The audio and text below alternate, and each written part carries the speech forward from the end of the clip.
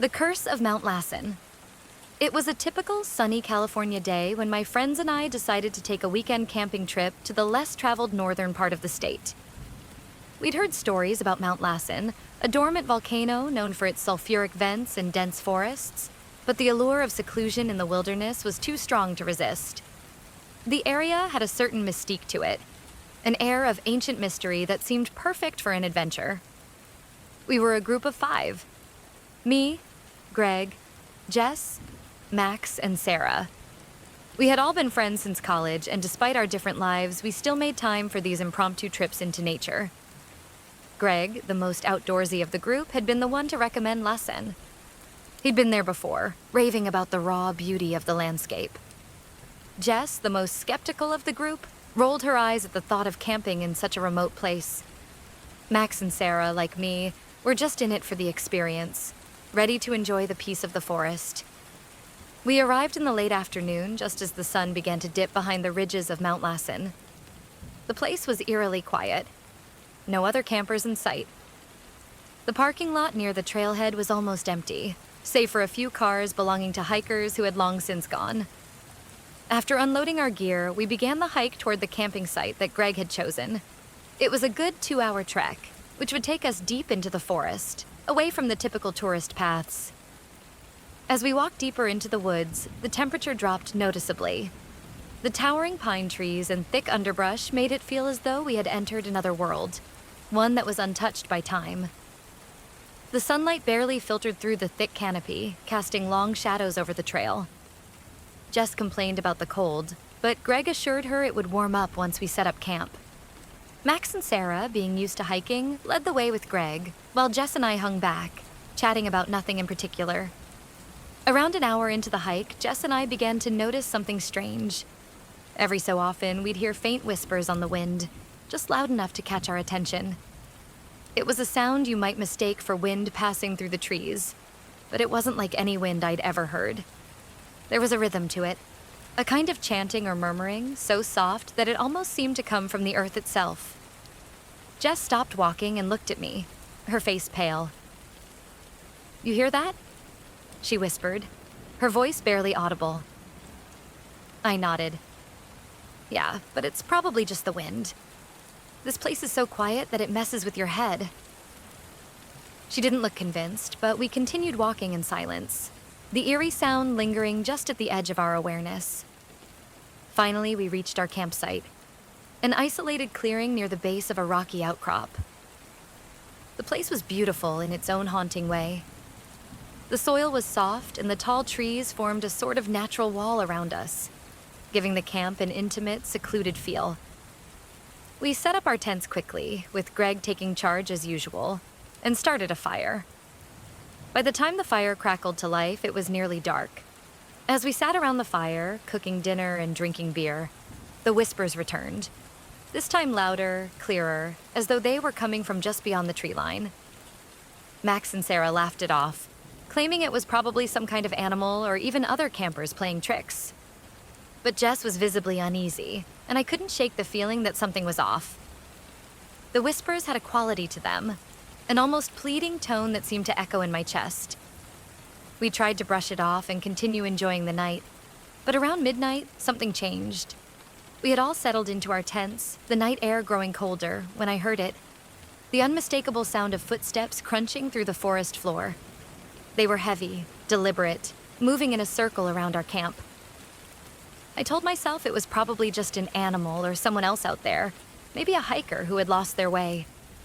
But the footsteps were too deliberate, too human. I grabbed my flashlight and unzipped the tent cautiously, shining the beam into the darkness. For a moment, everything was still. I felt stupid for even stepping outside, but when I turned back to go into the tent, the beam of my flashlight caught something, just at the edge of the clearing. A figure, standing motionless at the edge of the trees, its body barely visible in the moonlight. "Who's there?" I called out, my voice shaky. But the figure didn't respond. I stepped forward cautiously, calling out again. The figure remained still, its face hidden in shadow, but I could see the outline of what appeared to be a tall person. Too tall, I thought. The air around me seemed to grow thicker, more oppressive as I walked closer. Just before I could get a better look, the figure vanished, melted into the forest, disappearing into the trees without a sound. I rushed back to the camp, my heart pounding in my chest. "Did you see that?" I asked, my voice trembling. The others stirred from their tents, groggy but concerned. "See what?" Greg asked, sitting up in his sleeping bag. "What happened?" "There was something, out there," I said, my mind racing. "A figure standing at the edge of the trees." Greg frowned. "You're sure it wasn't an animal?" "I'm sure," I replied. This wasn't an animal. We stayed up for the next hour, nervously watching the tree line, but nothing happened. The fire was still burning low, and the night seemed oddly still. Too still. Jess kept nervously checking her watch, and I couldn't help but notice how the shadows seemed to stretch longer and longer as the night wore on. Around 2 a.m., we all tried to get some rest, but sleep didn't come easy. The forest seemed to press in on us from all sides, and I kept hearing that soft whispering again. This time, it was louder. Closer. It felt like the whispers were coming from beneath the ground, as though something was calling us, urging us to listen. In the middle of the night, I woke up to find Jess sitting up in her tent, staring at the fire. She looked pale, as though she hadn't slept at all. Her eyes were wide with fear, and her breath came in shallow gasps. "Jess?" I whispered, crawling out of my tent. "Are you okay?" She didn't answer right away. Then, in a hoarse voice, she said, "I can hear them. They're calling my name." I felt a chill run down my spine. "Who is?" "The voices. They're all around us," she said, shaking now. "I don't know if they're real, but I can hear them." I grabbed her arm gently, trying to reassure her. "It's just the wind, Jess. You're hearing things. Let's just try to get some sleep, okay?" But as I turned back to my tent, I noticed something out of the corner of my eye. A flicker of movement at the edge of the campsite. I looked again, but this time there was nothing there. The next morning, things only got worse. We were all tired and irritable from the strange occurrences, but we packed up our things and decided to take a hike, hoping that the fresh air would clear our heads. We followed a trail up the mountain, but as we walked, the feeling of being watched grew stronger. The forest around us felt oppressive, like the trees were closing in, and the whispers seemed to follow us, carried on the wind. When we reached a plateau, we noticed something strange. At the base of a large boulder, just off the trail, there was a small stone circle, an altar of some kind. At first it looked like a natural formation, but when we looked closer, we saw that the stones were arranged too perfectly to be random. "What is this?" Max asked, kneeling down to inspect it. Greg walked closer and ran his hand over the stones. "This isn't natural," he muttered, his voice tight. This is a ritual site." That's when we realized it. There were symbols carved into the stones, markings that looked ancient and unsettling. We all felt it then, a sharp, cold feeling in the pit of our stomachs, as though we were trespassing on something sacred. Suddenly, the ground beneath our feet trembled just slightly, as if the earth itself was reacting to our presence. The whispers returned, louder, angrier this time, echoing through the trees in a language we couldn't understand. It was then that we realized something was not right. The mountain, the forest, the whispers, it all pointed to one thing. We had stumbled into a place that was never meant to be found, a place that had been abandoned for a reason. We left that day in a hurry, not daring to stay another night. As we packed up, the feeling of being watched never left us. When we returned to the trailhead, the sun was setting, and we didn't speak a word to each other. We drove home in silence, but I knew, deep down, that none of us would ever forget what we had experienced on Mount Lassen. We never spoke of it again. But every now and then, when I'm alone in the woods, I still hear the whispers. They're faint at first, but they always grow louder, and I know deep down that they are still waiting waiting for someone else to stumble upon that cursed place. The Forgotten Canyon of San Jacinto. It was an ordinary summer, the kind of California summer where the sun always seemed to shine, and the nights grew chilly as the desert winds howled across the dry landscape. My friends and I had spent countless weekends hiking and camping all over the state, but we were eager for something different, something off the beaten path. That's when Greg stumbled across a place called the Forgotten Canyon. He had heard of it from an old acquaintance at a local bar, a man who was known for telling tall tales. But there was something about this particular story that caught Greg's attention. A camping site hidden deep in the San Jacinto Mountains, an area no one seemed to visit anymore, surrounded by eerie legends and whispers. Naturally, we were intrigued. There were 5 of us: Greg, Sarah, Mark, Linda, and me. We'd been camping together for years, but something about this trip felt different from the start. We drove down through the desert, away from the usual camping spots, and headed into the more remote regions of Riverside County. The road to the canyon was long and winding, with only sparse signs of civilization.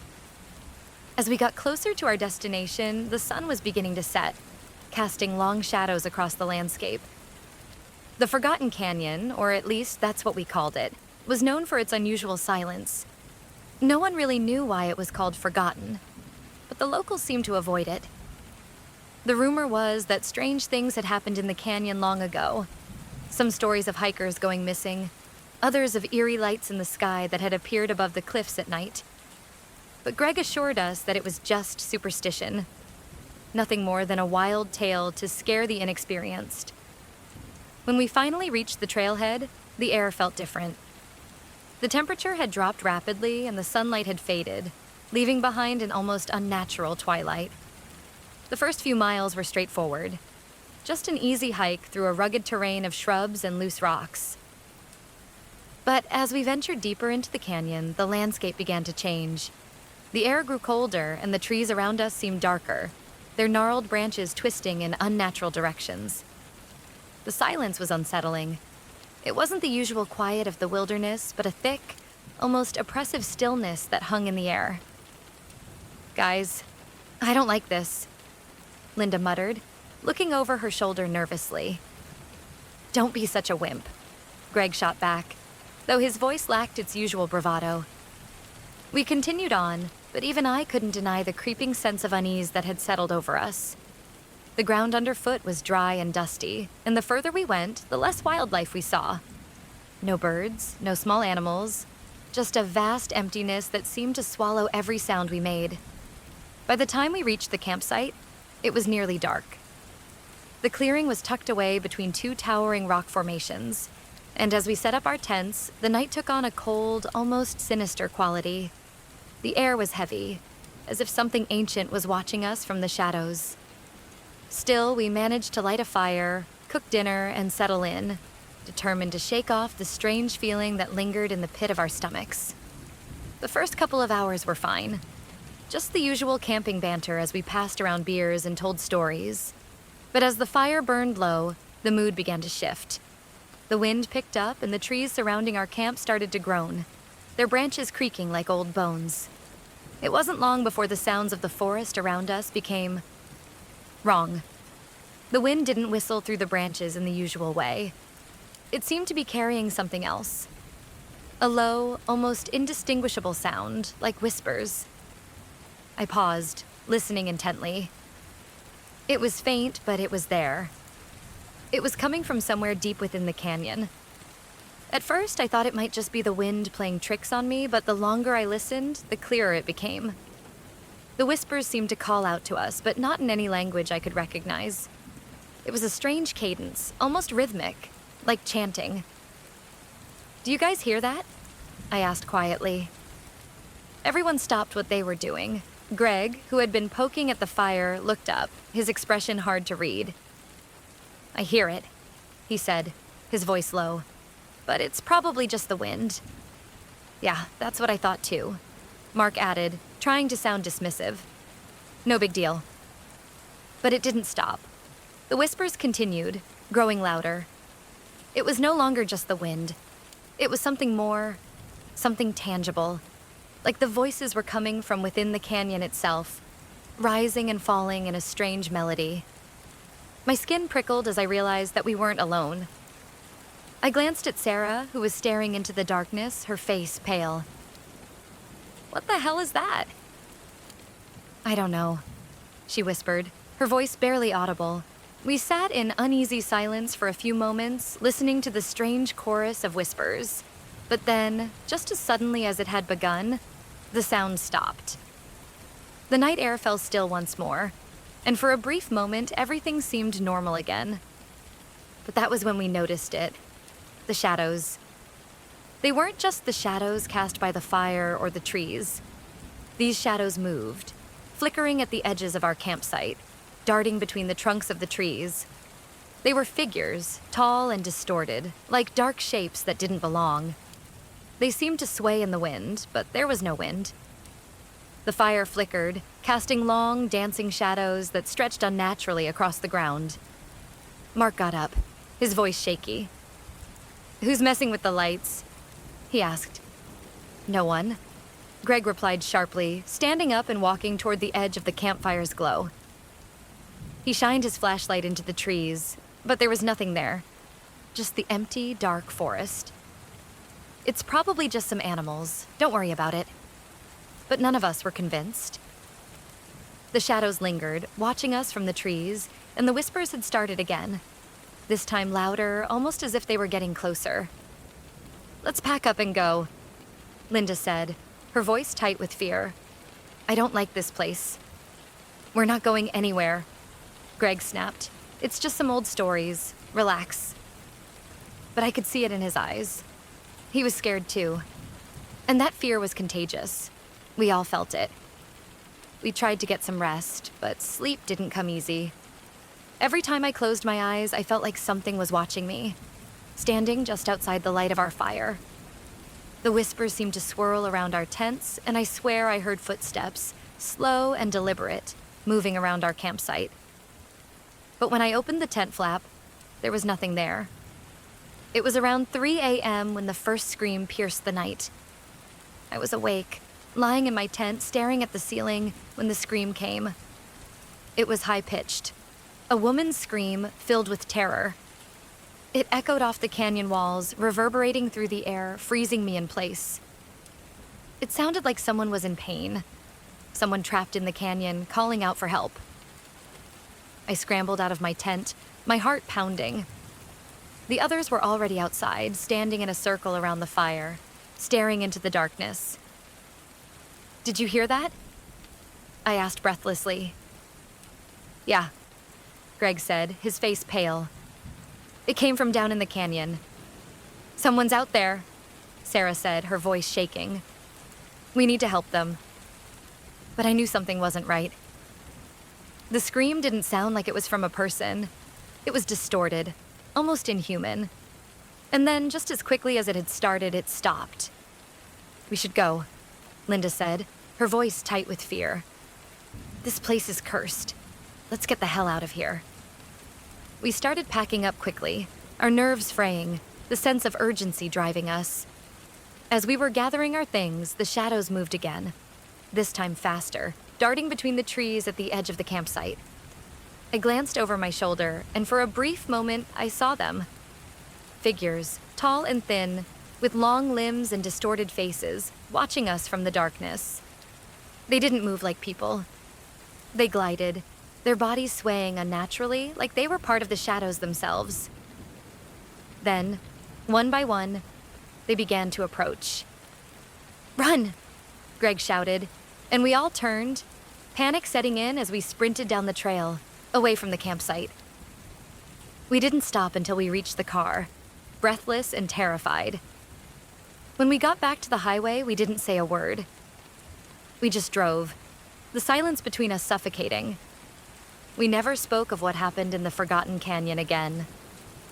We never returned. And to this day, I can still hear the whispers when the wind picks up at night, like something is calling me back to that cursed place in the San Jacinto Mountains, the shadow of Black Hollow. The heat was oppressive that summer. Every time I stepped outside, the sun hit me like a wave, a suffocating weight that made me yearn for the cool shade of trees and the relief of a campfire at night.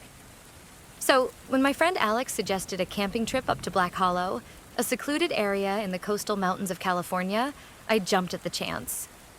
It was an area known for being remote, isolated from the usual tourist spots, nestled deep in the forest between Monterey and Big Sur. People didn't go there much. It was one of those places that seemed to hang in the balance of being untouched by civilization, full of old legends and stories that no one really wanted to acknowledge. Alex had heard about Black Hollow from a colleague who had been camping there years ago. According to him, it was a perfect getaway. Serene and tranquil, with a small lake where you could spend the afternoon fishing and hiking trails that led to stunning cliff views. That's what we thought at first, too. Just a quiet weekend getaway. But everything about Black Hollow felt wrong from the moment we set foot on the path. There were 4 of us on the trip: Alex, his cousin Jess, my girlfriend Rachel, and me. We loaded up our gear into Alex's truck and drove up the winding road through the foggy mountain pass that led to the Black Hollow campsite. The road was narrow, carved into the side of the cliffs with sharp turns that seemed to drop into nothingness on the other side. The trees loomed above us like ancient guardians of the forest, thick evergreens whose boughs intertwined, blocking out much of the sunlight. By the time we reached the trailhead and started our hike into the hollow, the sun had dipped below the horizon. The shadows stretched longer and longer until the daylight had completely evaporated.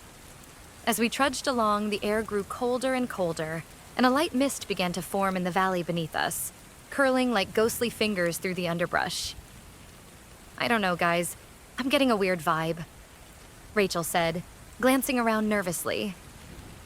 "Stop being such a scaredy cat," Alex teased, though his voice sounded a little too bright, like he was trying to mask his own discomfort. "It's just a forest. We'll be fine." Jess, who had been unusually quiet, was trailing behind us. She looked down at the trail, her eyes scanning the ground, not speaking. She had always been the more intuitive one in the group, had a knack for sensing things others couldn't. She wasn't one to be spooked by the usual wilderness noises, but tonight there was a tension in the air that seemed to weigh on her. We finally arrived at our campsite, an open patch of land surrounded by towering pines. There was a fire pit in the center, old stone rings that had clearly seen their fair share of campfires, though there were no signs of recent use. We set up our tents and began gathering wood for the fire. As we worked, I noticed something strange. There were symbols carved into some of the tree trunks around the campsite. Not just the usual scratches you'd see from animals or weathering, but intentional, precise marks that looked almost like runes. They weren't easy to make out, but as I studied them in the dimming light, I could make out crude figures, humanoid shapes, animals, and what appeared to be strange, abstract patterns. I brushed it off as something from the past, perhaps left by other campers or some odd local custom. But even as I forced myself to ignore it, I couldn't shake the unsettling feeling gnawing at the back of my mind. By the time the fire was roaring, the air had turned sharp with cold. The mist continued to roll in, thickening around the campsite like it was alive, breathing in and out, folding over itself in slow, deliberate motions. We ate our dinner, hot dogs and beans, and laughed, trying to ignore the chill in the air. But no matter how much we tried to shake off the sense of unease, it lingered like a fog in the back of our minds. That night, we tried to sleep, but the noise of the forest around us kept us awake. The wind howled through the trees, the sound of branches creaking and snapping in the distance. Every so often, we'd hear what sounded like footsteps. Slow, deliberate, like someone was walking around our campsite. But when we would unzip our tents and look out, there was nothing there. I kept telling myself it was animals. Deer, maybe, or even a bear wandering through the woods. But something about the silence that followed made my skin crawl. The footsteps didn't have the usual shuffling quality of animals in the forest. These steps were too calculated, too human-like, as though someone or something was circling our tents, waiting. The next morning, we awoke to an eerie silence. The forest, which had been alive with the sounds of night, was still. Even the birds were silent. The air felt thicker than before, heavy with the remnants of the mist. As we ate breakfast and packed up the tents, Jess's face was pale. "I'm not staying here another night," she said, her voice low and shaken. "Something's not right." Rachel and Alex exchanged looks. "What do you mean?" Rachel asked. "There's something watching us," Jess replied, her eyes darting around the campsite. "Something in the trees. I don't know how to explain it, but it feels wrong here. Like we're not supposed to be." At first, we all thought she was just spooked. Maybe too much time in the wilderness had gotten to her. But when I looked around the campsite, I started to feel it too. The air seemed colder, the trees denser, like the forest itself was closing in on us. It was hard to explain, but there was a weight to the silence, a tension that hadn't been there the night before. Still, we decided to push on. We packed up our things and decided to take a short hike to the lake, hoping the open water would provide some relief. We made our way through the thick trees, following an overgrown trail that seemed to narrow with every step we took. The further we went, the more oppressive the forest felt, as though it was pressing in around us. We came to a small clearing that overlooked the lake, a tranquil sight that should have been peaceful. But as we stood there, looking down at the still black water, something caught my eye. Out in the distance, near the opposite shore, I saw what appeared to be figures. Shadows moving just below the surface of the water. They weren't reflections, but darker shapes, like they were moving against the current, deliberately, circling. "Do you see that?" I asked, pointing toward the water.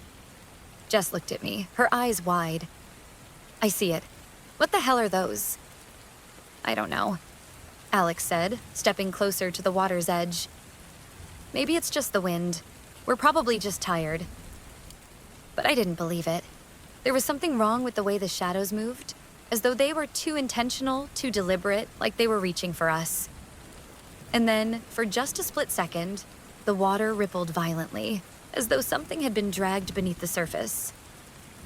It lasted only a moment, but it was enough to freeze us in place.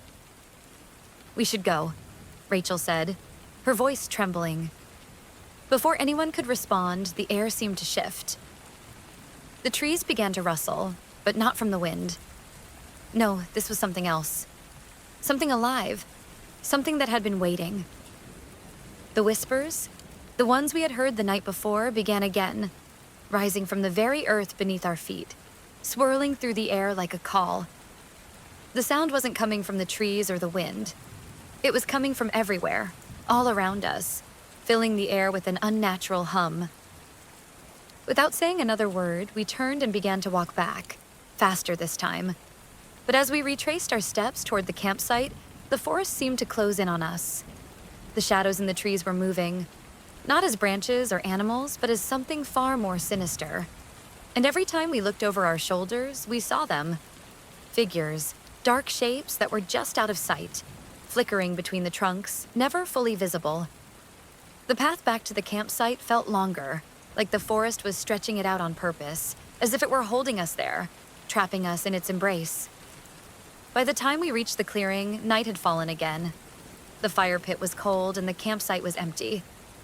That's when we realized we weren't alone. Something was in the trees. Something was watching us, waiting for us to make a mistake. We didn't stay another night. The forest was silent as we packed our things and ran back to the truck. But that silence was even more terrifying. It wasn't the normal quiet of the wilderness. It was the silence of something ancient, something waiting. We left Black Hollow behind, but I couldn't shake the feeling that it was still there, in the trees, calling us back. And I knew, no matter how far I drove, no matter how much time passed, I'd always hear the whispers in the dark, always feel the weight of those eyes watching me from the shadows. And Black Hollow would always be waiting, the haunting of Lake Alowan. The summer heat was stifling that year. Even though it was already late in the season, the California sun blazed unforgivingly as my friends and I set out for our weekend camping trip. We had made plans for months, a sort of reunion after some time apart. After high school, life took us in different directions, but every year we made it a point to come back together and relive some of the simpler times. camping, hiking, and getting away from the buzz of the modern world. And this year, we were heading to Lake Alawan. Lake Alawan was one of those places on the edge of nowhere. It sat hidden deep within the Sierra Nevada foothills, just outside the small, remote town of Mariposa. The area wasn't particularly known for much, other than the fact that the lake had been rumored to have a history of strange occurrences. Most people avoided the area, citing stories of disappearances, mysterious lights at night, and the eerie, unsettling feeling you got just by being there. None of us had heard these stories, of course. Or if we had, they hadn't reached us in the city, where life had grown busy and distracted. We simply heard that Lake Alawan had stunning views and was perfect for fishing, hiking, and just getting away from it all. It was supposed to be the ideal place for a relaxing weekend, until the darkness started to creep in. We drove up the long, winding road into the mountains, far from the safety of civilization.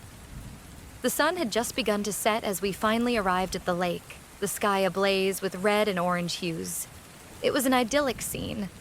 Calm water, a few scattered clouds, and a breeze that kept the temperature bearable despite the thick, sweltering heat we had come from. Our group consisted of 5 people. Me, my best friend Kyle, his girlfriend Megan, my cousin Lindsay, and her boyfriend Carter. We'd all been camping before, but none of us were prepared for the sense of dread that settled over the place as soon as we set foot on the campground. The first thing I noticed was how unnervingly quiet it was. No birds, no crickets. The only sound was the soft lapping of the water on the shore and the occasional rustle of leaves in the trees. I didn't think much of it at first. It was just an unusually quiet spot, right? But the more I thought about it, the more something felt off. Hey, anyone else notice how still it is? I asked as we set up camp. Lindsay paused in the middle of unpacking. Now that you mention it, yeah, it's kinda unnerving. I looked at her, wondering if it was just her being dramatic. It's probably just because we're so far out, I said, trying to brush it off. The further you get from civilization, the quieter it gets. We didn't let the strange feeling hold us back. The campsite was beautiful, nestled on the edge of the lake with towering pine trees around us and a perfect view of the water. We set up the tents, gathered wood for a fire, and settled in for the evening. As the sun dipped below the horizon, the temperature dropped sharply, and the shadows stretched longer over the campsite. We sat around the fire, laughing and telling stories like we always did on these trips. But as the night deepened, an uncomfortable silence began to grow between us. It started with little things. The flickering of the fire, the crackling of the wood, the wind whispering through the trees. Then it became more noticeable, the silence outside of the firelight. The deeper we went into the night, the more we realized that the usual sounds of the forest weren't there. No chirping of frogs, no movement of animals. The only sound was the wind, and it seemed to carry a strange, mournful quality, almost like someone was sighing in the distance. Around midnight, Carter suggested we take a walk down to the lake to cool off. Megan and Lindsay hesitated, but Kyle and I were eager to stretch our legs, so we followed Carter down the short trail leading to the water. The moon hung high in the sky, casting a pale glow across the glassy surface of the lake. The water was still, almost unnaturally so. It didn't reflect the moon the way water usually does. It felt like it absorbed the light, like it was pulling everything into its depths.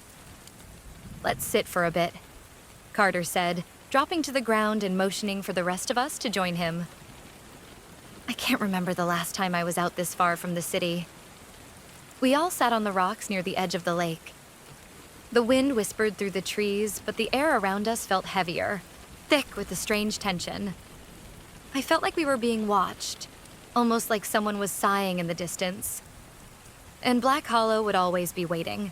That's weird, Megan said suddenly, looking toward the water. "What is?" Kyle asked. "There's something in the water," she replied. "I keep seeing shapes moving like shadows beneath the surface." I squinted, trying to make out what she meant. But the surface of the lake was so calm, it was impossible to see any movement beneath it. Still, I couldn't shake the feeling that something was off. My eyes kept darting back to the water, searching for any sign of life. but I couldn't find anything. It's probably just the reflection of the trees, I said, brushing it off. But Megan didn't seem convinced. No, it's like something is down there, watching us. I felt a shiver crawl up my spine. All right, let's head back, I suggested, trying to change the subject. We turned and started back up the trail toward our campsite. But that's when we heard it. The faint sound of something splashing in the water, far out in the lake. It was too distant to be any of us, and it sounded too deliberate, like something was moving beneath the surface. We froze in place, listening to the ripples slowly fade away, leaving only the sound of the wind. You heard that, right? Lindsay whispered, looking at the others. Yeah, Carter muttered. Let's just go back. Maybe we're all just a little on edge. We hurried back to camp, trying to shake off the unsettling feeling. When we got back to the fire, we saw that Kyle had already started stoking it higher, the flames casting long shadows across the campsite. But then something strange happened. The firelight flickered once again, casting the area in an eerie orange glow. That's when we saw it. Shapes moving in the trees around us. At first, we thought it was just the shadows, but then they moved again. Too fast to be from the sway of the trees, too deliberate to be just a trick of the firelight. Something was out there. Did you see that? Kyle asked, his voice tight with fear. Before anyone could respond, we heard something even worse. Footsteps. Slow, heavy, dragging footsteps coming from deeper in the forest. It was too loud to be an animal, but too rhythmic to be anything else. The footsteps circled the campsite, but when we all looked, there was nothing there. Is someone messing with us? Megan asked, her voice shaky. I don't know, I said, standing up and walking toward the edge of the campsite. But we need to figure out what's going on. I walked into the trees, the weight of the air pressing down on me, the silence growing suffocating. My breath quickened as I turned in circles, my eyes searching the blackness. It felt like the shadows were closing in. I heard the footsteps again, closer now, almost behind me. And then, just as quickly as it had started, everything went silent. I didn't waste any time. I turned and ran back to the fire, my heart pounding. The others were waiting, staring at me with wide eyes. We need to leave. Now, I said, my voice shaking. Why? What happened? Lindsay asked. There's something in the woods with us, I replied, the words coming out in a rush. And it's not a person. We have to go. We didn't bother to pack up the tents. We grabbed what we could, our backpacks, the car keys, and rushed back to the truck. We piled into the vehicle, not caring about the darkness or the heavy silence that followed us. As we drove away, the headlights illuminated the trees, but nothing was there. The forest felt empty, like it had swallowed everything whole. We didn't stop until we were out of the foothills, the campfire and the lake long behind us. But I couldn't shake the feeling that something had been following us, watching us from the shadows of the trees. The footsteps had been real, and whatever it was out there in the forest hadn't wanted us to leave. We've never gone back to Lake Alawan, and to this day, I still hear those footsteps when the wind rustles through the trees, echoing in the back of my mind. And I wonder, what was watching us in the darkness that night? What was waiting for us to make that one mistake? The eyes of Devil's Ridge. We had been looking forward to this camping trip for weeks. My friends and I, Avery, Lila, Marcus, and myself, had been craving a weekend of complete isolation, to leave behind the stress of our lives in Los Angeles. The world had been feeling too loud lately, too fast, too chaotic. We needed nature, fresh air, and the simplicity of the outdoors. After some searching, we settled on Devil's Ridge, a remote campground nestled deep in the rugged terrain of the San Bernardino Mountains. It was a place few people went to, partly because of its reputation. There were rumors, local legends passed down through the small towns around the area, that it was a cursed spot, and that the ridge itself had an eerie, unsettling aura. But that didn't bother us. We were looking for an adventure, and a little mystery never hurt anyone. We packed our gear, loaded up the car, and made the drive up the long, twisting road into the mountains. By the time we arrived, it was late in the afternoon. The sun hung low in the sky, casting golden rays over the dense forest as we parked at the trailhead. The air was thick with the scent of pine and earth, and as we stepped out of the car, I could already feel a sense of remoteness settling over us. It was peaceful, sure, but there was something else too, an odd stillness. We started our hike to the campground, the trail winding through the trees, which grew taller and darker as the light faded. There was an unspoken tension in the air, and I could sense the group's unease. We were used to camping, used to being in the wilderness, but this felt different. The further we went, the more the forest seemed to close in around us, the trees standing tall and silent, like sentinels watching us from every direction. Does anyone else feel like we're being watched? Avery asked, looking over her shoulder, her voice barely above a whisper. I laughed, but it was more nervous than anything. Don't be ridiculous. It's just a forest. We're probably just imagining things. But even as I said it, I couldn't shake the feeling that we weren't alone. Something about the way the wind moved through the branches, or the way the shadows seemed to stretch unnaturally as the light dimmed, made me uneasy. By the time we reached the campsite, it was nearly dark. We set up our tents and started a fire, the orange flames flickering in the night as we settled in for dinner. The sounds of the forest, the distant hoot of an owl, the rustling of the leaves were familiar and comforting at first, but as the night deepened, an unsettling silence began to fall over the camp. The wind died down, and the usual forest noises disappeared. It was like the world around us had gone completely still. We sat around the fire, eating and talking, but the conversation soon began to die off. One by one, we all started to notice it. The strange feeling of being watched. It wasn't like before when we were on the trail. This was different. The silence around us was heavy, suffocating, and it was like someone was just out of sight, waiting. You guys hear that? Lila said suddenly, her voice tight with apprehension. We all turned to look at her, but she didn't seem to be looking at us. She was staring into the woods beyond the campfire's reach. What? Marcus asked. I don't know, she said, her eyes darting nervously between the trees. I thought I heard something. Moving out there. We all strained to listen, but the only sound was the crackling of the fire. I don't hear anything, I said, trying to sound calm. But inside, I was starting to feel it too. The hairs on the back of my neck stood up, and I couldn't shake the feeling that something was watching us, something just outside the circle of light. Maybe we should turn in early, Avery suggested, her voice a little too quiet. We all agreed, a little too quickly, and decided to head into our tents for the night. But sleep didn't come easily. Every rustle in the trees, every crack of a twig, made me sit up straight in my sleeping bag, heart pounding. The wind began to pick up again, but there was something off about it, like it was trying to warn us. The sound was too sharp, too deliberate.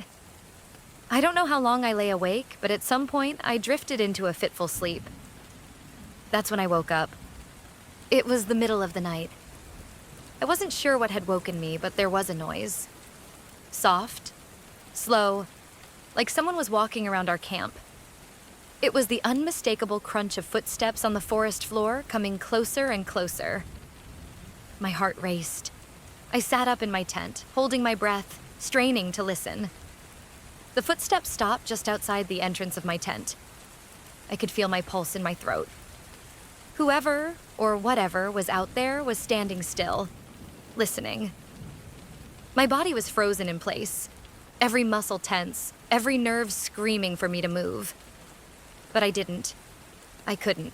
The silence stretched on, and then, just as suddenly as they had started, the footsteps resumed, moving away from my tent and toward the others. I waited for what felt like hours, too terrified to leave the safety of my sleeping bag. When I finally got the courage to unzip my tent and peek outside, I saw nothing but darkness, the forest stretching endlessly in all directions. I wasn't sure if I had imagined it, or if something truly had been out there. but the chill that ran down my spine told me that whatever it wasn't good. The next morning, we gathered around the fire, trying to shake off the unease that had followed us through the night. Everyone was on edge, but we didn't talk about it. We just silently ate our breakfast and packed up, ready to get the day started. The tension in the air was thick, and no one seemed to be in the mood to hike or explore anymore. But then Avery spoke up. "I found something," she said, her voice low and serious. "I think you guys need to see this." She led us to the edge of the campsite near the trees. I could see her holding something in her hand, but she wasn't showing it to us yet. "What is it?" I asked, my stomach sinking. Avery slowly unfolded her fingers, revealing an old, weathered photograph. The edges were frayed and the image was faded, but the picture itself was unmistakable. It showed a group of people, 4 of them, standing in front of a campsite just like ours. But there was something wrong about the picture. Their faces were all blurred, like someone had tried to erase their features, leaving only blank spaces where their eyes, mouths, and noses should be. But it wasn't just their faces. In the background, barely visible behind the trees, there were more shapes. Shadows that didn't belong, darker than the night itself, standing perfectly still, watching the people in the photo. We all stared at the picture, the silence between us growing heavier by the second. "I found this just past the tree line," Avery said, her voice trembling, tucked into the ground like someone buried it. But there was something else there, too. A message. She held out a second piece of paper, crumpled and torn. It was old, yellowed with age, but the message was still legible. "The eyes are always watching, never leave." I felt a cold wave of dread wash over me. "What the hell is this?" Lila was the first to speak after a long silence. "We need to leave. Now." And she was right. Whatever had been watching us, whatever had left the photograph and the warning, it wasn't just a story or a myth. It was real. We had been on the edge of something dark, something that shouldn't be disturbed. We packed up quickly, not speaking a word to each other. We didn't even bother to look back at the campsite as we left. The road out of the mountains felt endless, the forest pressing in on us from every side. The sunlight felt too bright, the air too heavy, like we were still being followed, watched by eyes we couldn't see. By the time we reached the nearest town, we were all exhausted and terrified. But the one thing we all agreed on was that we would never, ever return to Devil's Ridge. And as we drove back toward the city, I couldn't shake the feeling that those eyes, those shapes in the trees were still following us, watching, waiting for the right moment to make their move. The Lost Hunters of Bear Creek. Our group had been planning this trip for months. 5 of us, my cousin Nate, my best friend Josh, his girlfriend Mia, and our buddy Chris, were all seasoned campers. We'd been through enough hiking trails and wilderness areas to think that we knew what we were doing, but none of us could have anticipated what we would face on that trip to Bear Creek. Bear Creek wasn't a well-known camping spot. In fact, it wasn't even a proper campground. It was just a section of the Sierra National Forest that we had stumbled upon during a previous trip, and it looked perfect for a weekend getaway. The creek itself was crystal clear, fed by mountain runoff, and the forest surrounding it was dense with towering oaks and pines. The air felt fresh and unspoiled, and the sound of the water running over rocks added to the tranquil atmosphere. We parked at the trailhead, the sun high above, already making its descent toward the horizon. We were all in high spirits as we loaded our backpacks with gear, food, and tents. We joked about how we would dominate the wilderness this time. Nothing could go wrong, we thought. But from the moment we began our hike to the creek, something felt off. As we hiked deeper into the forest, the light began to dim. The trees grew thicker, their gnarled limbs stretching across the trail like arms reaching for us. I noticed how quiet it was. Too quiet. The usual sounds of chirping birds, rustling leaves, and the scurrying of animals seemed distant, muffled, almost non-existent. It felt like we were being watched, but when I looked around, there was nothing there, just the deep shadows cast by the trees. "You okay, man?" Nate asked, noticing my uneasy glance. Yeah, I said, trying to shake off the feeling. Just a little quiet, that's all. Josh, always the optimist, shrugged it off. Probably just because we're getting deeper into the woods. We're far from any roads or houses. It's natural for it to feel a little isolated. We pressed on, following the trail that led to the creek, but with every step, that nagging sensation in the back of my mind grew stronger. We finally reached the clearing where Bear Creek ran.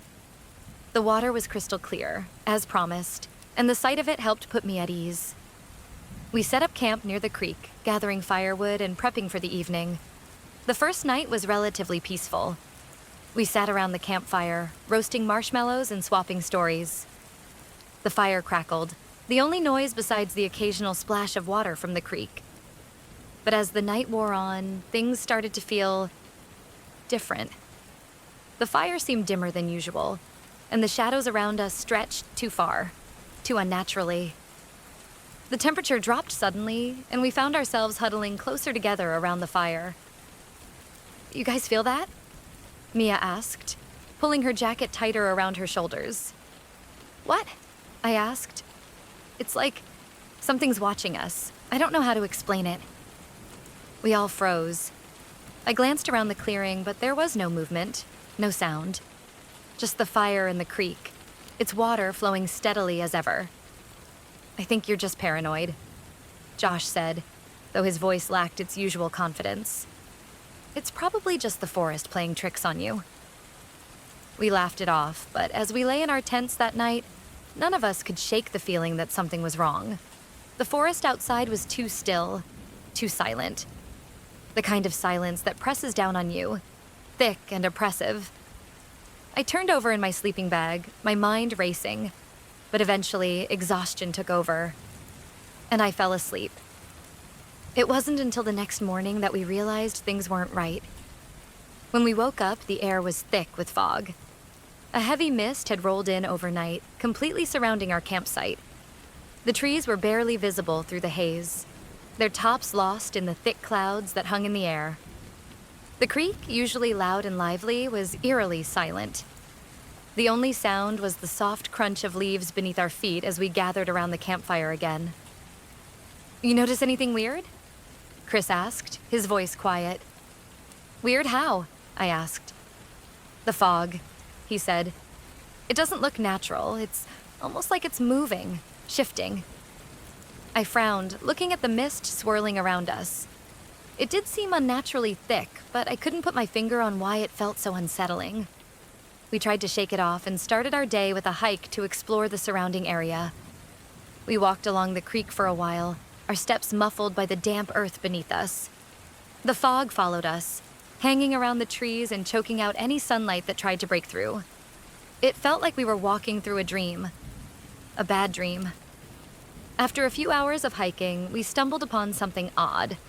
An old, rotting sign nailed to a tree. The faded wood read, "Keep out. No trespassing." Beneath the words, there was a crude carving of a bear, its eyes gouged out and replaced with deep hollow marks. That's strange, I said, stepping closer. This definitely wasn't here last time we came through. Maybe it's just a joke someone left behind, Josh said, though he didn't sound convinced. I've seen weirder things in the woods. But even as he said it, I could tell he was feeling uneasy too. There was something about the sign, its sheer presence, that felt wrong. We continued on, but the unease grew. The fog didn't lift. The air became heavier, colder, and the world around us began to feel off. After a few more hours of walking, we decided to head back to camp. But when we turned around to retrace our steps, we realized something terrifying. The trail had changed. The trees were different. The creek had shifted, its course no longer where it had been that morning. The forest around us was unfamiliar. Wait a minute, this isn't right, Nate said, his voice shaking. This isn't the way we came. We tried to backtrack, but the forest kept shifting, pulling us deeper into the mist. The trees seemed to bend inward, and the path kept narrowing, becoming more twisted and confusing. Panic began to set in. We were lost. But more than that, we felt like we were being guided, led somewhere we didn't want to go. Hours passed, but it felt like we hadn't moved an inch. The fog thickened, and then, in the distance, we saw something that made our blood run cold. A figure standing motionless beneath a tree, staring directly at us. At first, we thought it was a person, but as we got closer, we saw that it wasn't human. It was tall, far too tall, and its shape was obscured by the thick mist. It had long, unnaturally long limbs, and its head seemed to tilt at an impossible angle. We froze in place, unable to move. It didn't make a sound, didn't move at all. It simply stood there, watching us with hollow, empty eyes. Before we could react, it vanished into the fog, leaving nothing behind but a lingering sense of dread. We stood in stunned silence for a moment before Nate finally whispered, "We need to get the hell out of here." We turned and started running, but the forest only seemed to grow thicker, the trees bending closer, their branches reaching down like hands. The mist clung to our skin, suffocating us. We couldn't see anything, couldn't tell which direction we were heading. It felt like the woods themselves were alive, moving, twisting, pulling us deeper into their grasp. Hours passed, or maybe it was days. Time didn't make sense anymore. We were exhausted, panicked, and on the verge of breaking down. That's when we found it. The old abandoned cabin. It was hidden in a small clearing, the door hanging off its hinges, the windows cracked and covered with moss. We ran toward it, desperate for shelter. But as soon as we crossed the threshold, the door slammed shut behind us, and the room went dark. In the pitch black, we heard it. The sound of footsteps, slow and deliberate, echoing through the cabin. We tried to scream, but the words wouldn't come. We could feel it, something moving around us in the dark. Its presence, its eyes, always watching. The temperature dropped suddenly, and the floorboards beneath us creaked as something massive shifted in the shadows. Then, the whispering began. The whispers were like 1,000 voices, all speaking at once, but not in any language we could understand. It was a sound that pierced our minds, driving us to the edge of madness. And then, the thing spoke.